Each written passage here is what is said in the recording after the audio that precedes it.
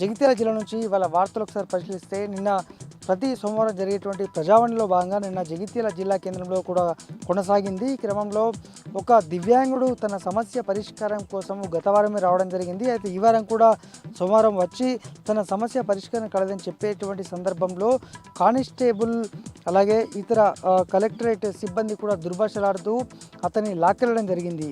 ఇది అత్యంత తీవ్రంగా పరిగణించారు అధికారులు. ఈ సందర్భంగా కానిస్టేబుల్కు షోకాజ్ నోటీస్ జారీ చేస్తూనే అసలు ఏం జరిగిందనే దానిపైన ఎంక్వైరీ అయితే కొనసాగుతుంది. అయితే మంత్రిగా ఉన్నటువంటి స్థానిక జిల్లా ఇన్ఛార్జ్ అడ్లూరి లక్ష్మణ్ కుమార్ కూడా ఇది అత్యంత బాధాకరం, తాము పూర్తి స్థాయి చర్యలు తీసుకుంటామని ఈ సందర్భంగా చెప్పడం జరిగింది.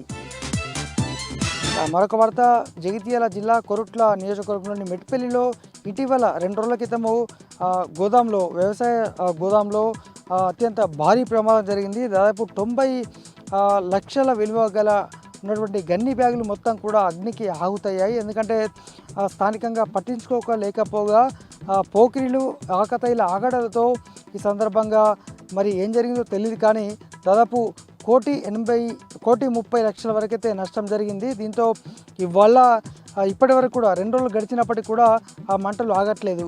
ఈ సందర్భంగా ఇవాళ కూడా కొరుట్ల ఎమ్మెల్యే డాక్టర్ కల్వకుంట్ల సంజయ్ అక్కడ ఉన్నటువంటి సిచ్యువేషన్ పరిశీలించారు. పూర్తి స్థాయిలో అసలు ఏం జరిగిందో విచారణ జరపాలని కూడా ఈ సందర్భంగా ప్రభుత్వాన్ని అధికారులను అయితే డిమాండ్ చేసిన సందర్భం.